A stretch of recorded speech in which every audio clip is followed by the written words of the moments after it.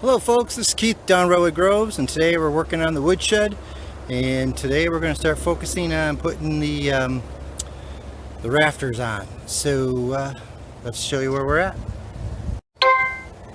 So you can see I was able to put the beams on. I've got all beams on both sides complete.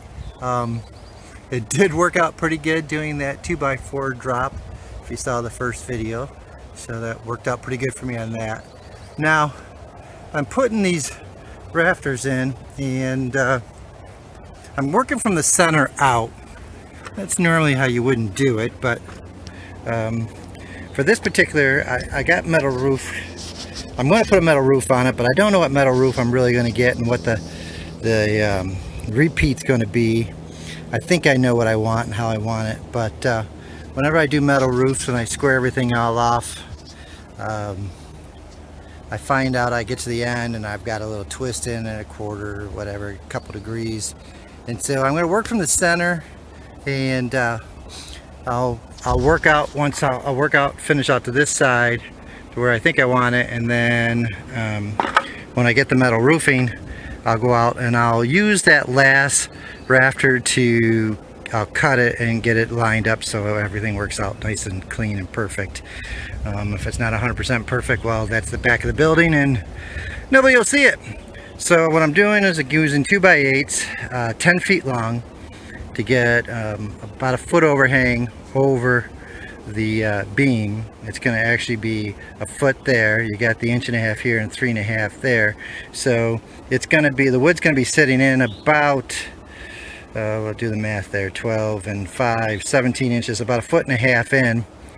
Hopefully it won't get wet. It'll have to be a high wind storm to get the rain to come in and catch the wood.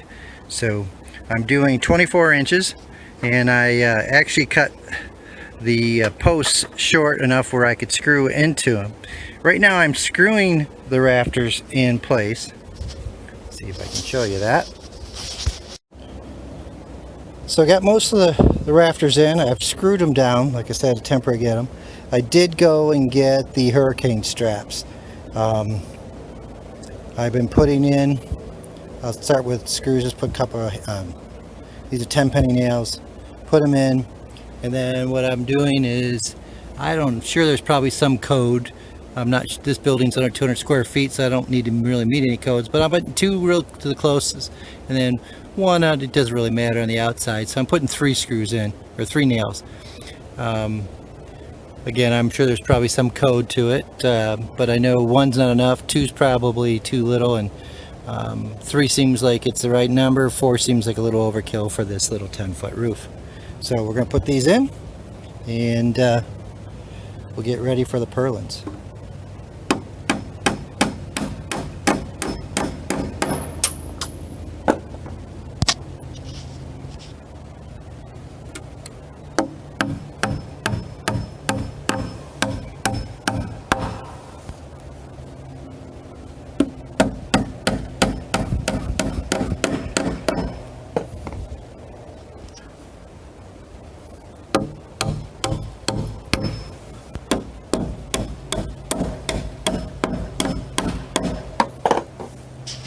Okay, so now we got all of the hurricane straps in, and it's ready to put the purlins on and get the roof.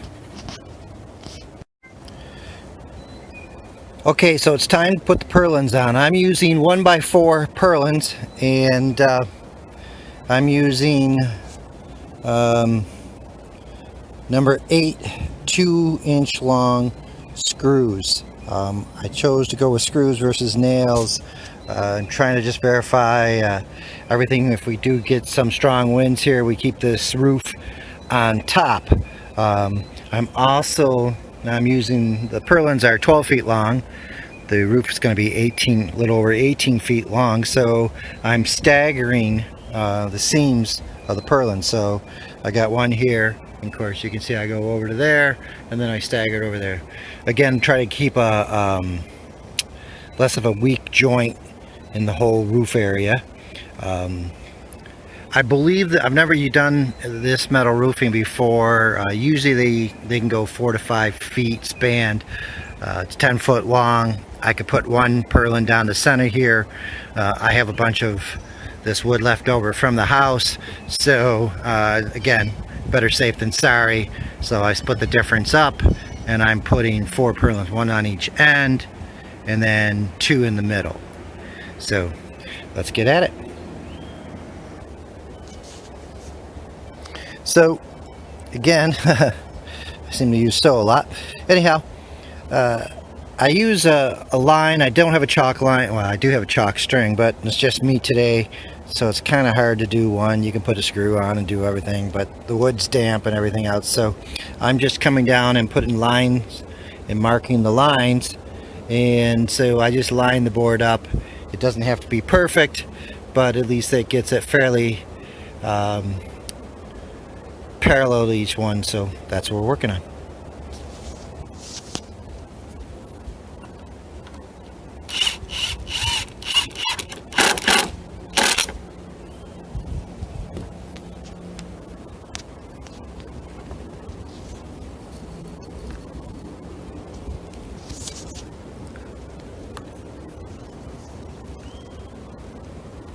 It's kind of hard doing this with one hand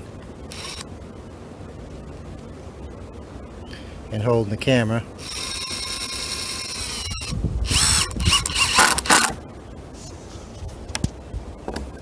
But we'll make it work.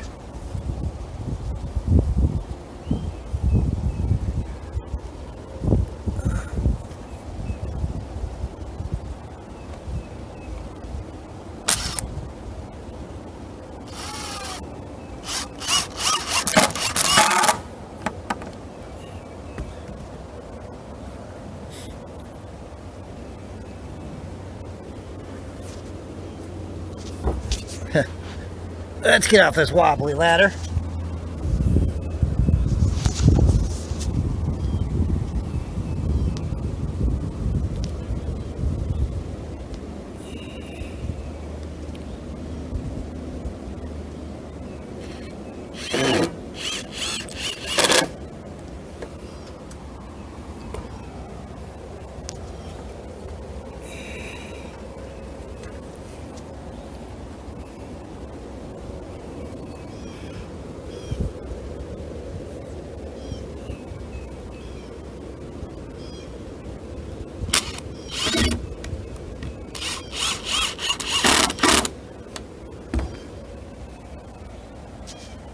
Let's reposition.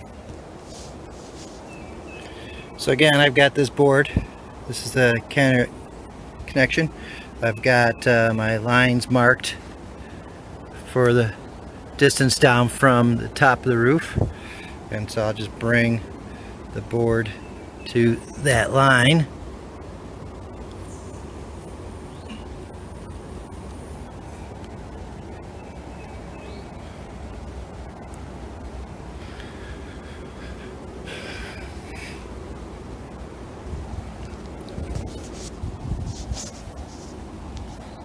Let me pause this for a second. I guess I can't do this with one hand. Maybe I can.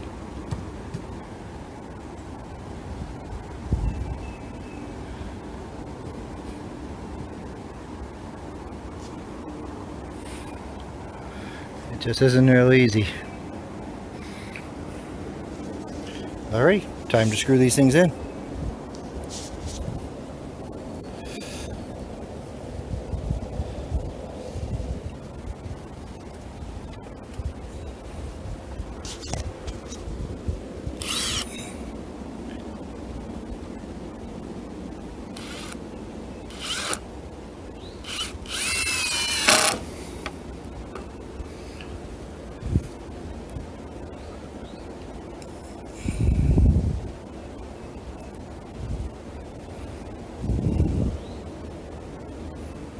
Yeah.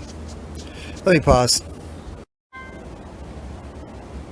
Hello everybody, it's Keith at Down Redwood Groves, and today it's time to put the steel roof on the firewood shed. So what I've got is this is 26 gauge steel roof. It's called Cocoa Brown. I had this custom ordered.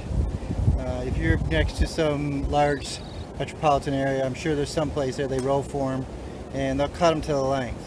Now I had these 10 feet ordered, and I made the rafters 9 feet 11.5 inches long. My suggestion if you're going to do this is give yourself about an inch on each side. So have them, either you make your rafters shorter or you order them 2 inches or longer so that you got a little bit more room when you're trying to lay these things out. I've got a 1/2 inch, so you better be more accurate in your squareness as you get down to the end. It's either going to start walking one way or the other, and it just makes it a little bit more of a troublesome. But I've always seemed to be able to make this make, and the engineer in me always says keep it close. But my recommendation again, give yourself at least an inch on each side and you'll be easier. So what I do is I take 2 panels and I put them on top. So these 2 panels are on top, and I try to square them off. I lay them on top of each other, get them laid out, and get my gap. So I got a 1/4 inch gap to show you here. 1/4 inch gap all the way across, and that gives me about as square as I can get. And so now it's actually time to start putting some screws in.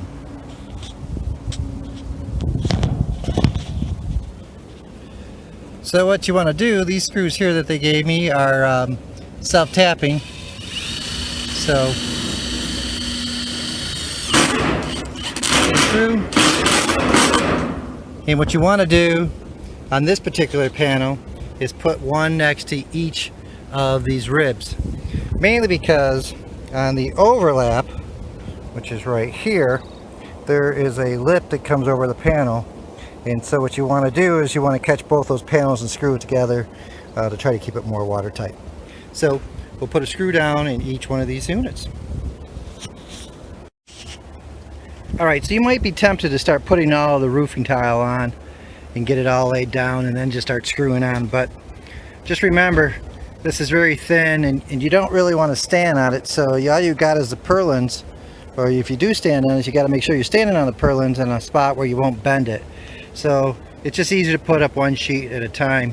I mean, 3 feet is still a lot as you drop your drill or your torque wrench, but it's a decent reach even at 3 feet. So just put one piece up at a time and just start screwing. Now you can see my screws, they aren't perfectly square and level, and I haven't mentally accepted all that, but at this point in time I'm just going to say it's a woodshed, and there's different things you could do to describe a line, tape it, chalk line it, whatever, but I haven't done that, won't do it, and at this point in time there's no sense doing it. So I'm just going to put the screws, make sure they get into the 4-inch wide of the purlin and get some meat into it so you don't have an issue there or a hole, and just keep on going.